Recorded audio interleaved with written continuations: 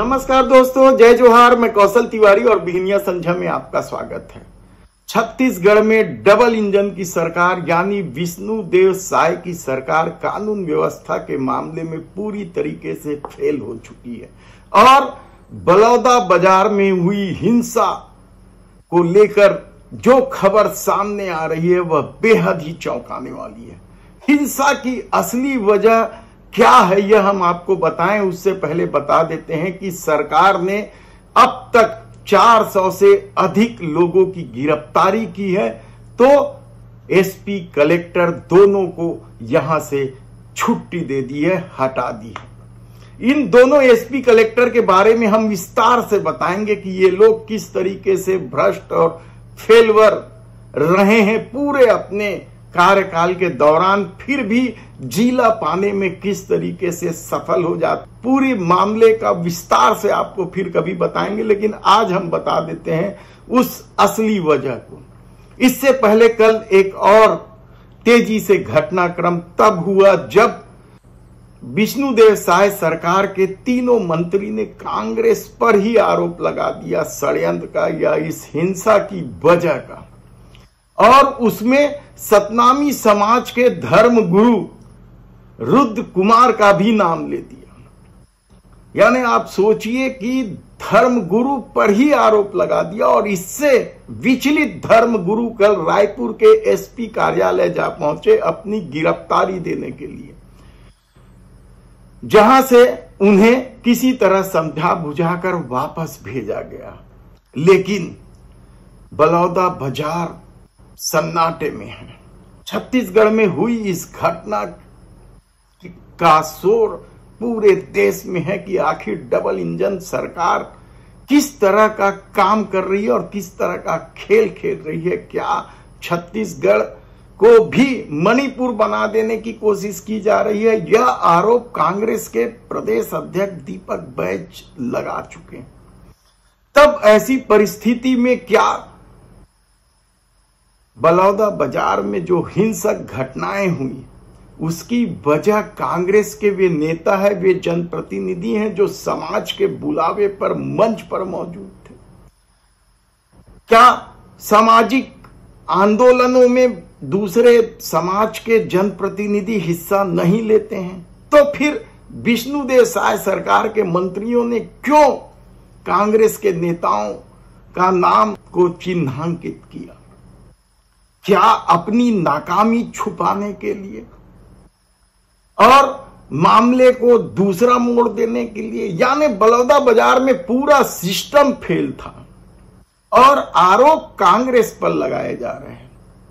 हालांकि कांग्रेस के सारे दिग्गज नेता एक दो दिन बाद बलौदा बाजार पहुंचने वाले हैं। जांच समिति की घोषणा कर दी गई है डॉक्टर शिव कुमार डहरिया की अध्यक्षता में और उसकी रिपोर्ट भी शीघ्र आ जानी है। सरकार ने भी न्यायिक जांच की घोषणा कर दी और उसमें भी हिंसा भड़कने की असली वजह सामने आई। लेकिन अब जो खबर सामने आ रही है वहां के स्थानीय लोग जो बता रहे हैं, आंदोलनकारी अपना पक्ष रख रहे हैं, प्रशासन तो इस बात को मानने को तैयार ही नहीं है अभी भी कि उनसे कोई गलती हुई, जबकि पूरी लापरवाही एसपी और कलेक्टर की रही और इसलिए दोनों को सरकार ने हटा दिया है।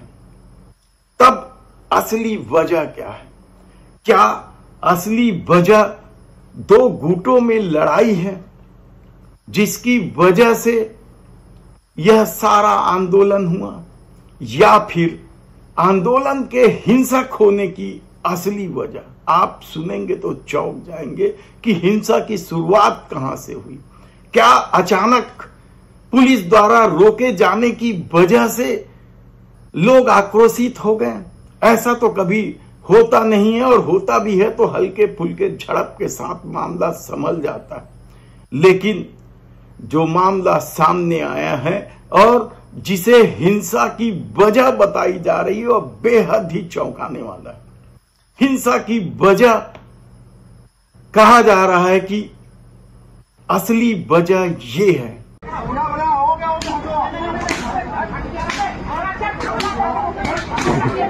यह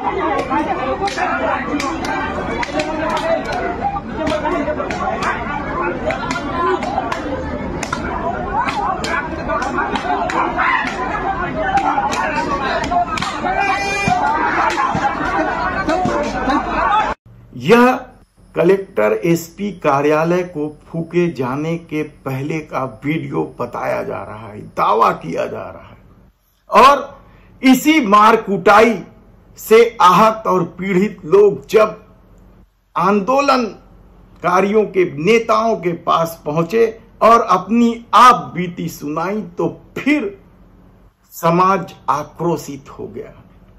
कहा जाता है कि आंदोलनकारी दशहरा मैदान से आगे बढ़ रहे थे। इस दौरान विभिन्न इलाकों से, दूसरे क्षेत्रों से लोगों की आवाजाही जारी थी। उनमें से इस गाड़ी को जो वीडियो में दिखाया जा रहा है उसे पुलिस ने रोका और उनके बीच हल्की झड़प हुई पार्किंग को लेकर या गाड़ी को आगे नहीं बढ़ने देने को लेकर। और उसके बाद पुलिस वालों ने किस तरीके से सतनामी समाज के इन आंदोलनकारियों की पिटाई की, आप खुद वीडियो में देखिए कि किस तरीके से लातों से मारा जा रहा है, डंडे बरसाए जा रहे हैं, दौड़ा दौड़ा के मारा जा रहा है। और ये पीड़ित जब अपनी आप बीती बताने के लिए आंदोलन स्थल में पहुंचे तो उसके बाद ही समाज के लोग भड़क गए और उसके बाद वे बेकाबू हो गए। उसके बाद क्या कुछ हुआ यह किसी से छिपा नहीं। हमने पहले ही बताया कि किस तरीके से फिर रास्ते भर आंदोलनकारी धमा चौकड़ी मचाते रहे। जो रास्ते में मिला उसको तबाही के मंजर के रूप में तब्दील करते रहे, गाड़ियां जलाते रहे और एसपी कार्यालय फूंक दिए, कलेक्ट्रेट का रजिस्ट्री कार्यालय भी फूंक दिया। इसकी एक अलग कहानी फिर हम कभी विस्तार से बताएंगे कि रजिस्ट्री कार्यालय में आग क्यों लगाई गई, कितने पैसे थे वहां, यह सब दूसरी बात है। लेकिन यदि दावा किया जा रहा है कि मार कुटाई के बाद ही आंदोलनकारी भड़के, उनका गुस्सा आसमान पर चढ़ गया, तब यह बात जांच में भी आनी चाहिए। लेकिन इससे भी दुखद खबर जो अब आ रही है, क्योंकि बहुत सारे आसपास के लोग बलौदा बाजार में उस दौरान थे, रोजमर्रा के काम निपटाने के लिए या बाजार के लिए पहुंचे हुए थे। इस घटना के बाद जिस तरीके से पुलिस या पिटाई की खबरें सामने आ रही हैं, बच्चों तक को नहीं छोड़ा गया है।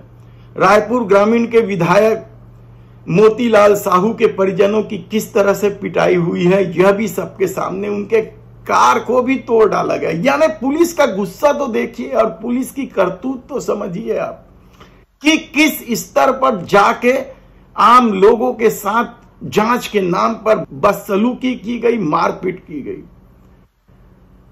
तब देखना है कि आने वाले दिनों में सतनामी समाज फिर एक बैठक लेने वाला है। उस बैठक की रणनीति क्या होगी, हमारी टीम की पूरी नजर लगी हुई है कि आने वाले दिनों में सतनामी समाज फिर क्या कदम उठाता है और सरकार का क्या रवैया रहता है। लेकिन एक बात तो तय है कि सिस्टम पूरी तरीके से फेल थी और शायद यही वजह है कि अब गृह मंत्री के इस्तीफे की मांग हो रही है। सवाल तो यही है कि लगातार प्रदेश में अपराध बढ़ रहे हैं, गृह मंत्री की पकड़ से दूर पुलिस वाले अपनी चला रहे हैं। ऐसे में एसपी कलेक्टर को तो बदल दिया गया, गृह मंत्री को कब बदला जाएगा यह बड़ा सवाल बनकर लोगों की चर्चा में है। धन्यवाद।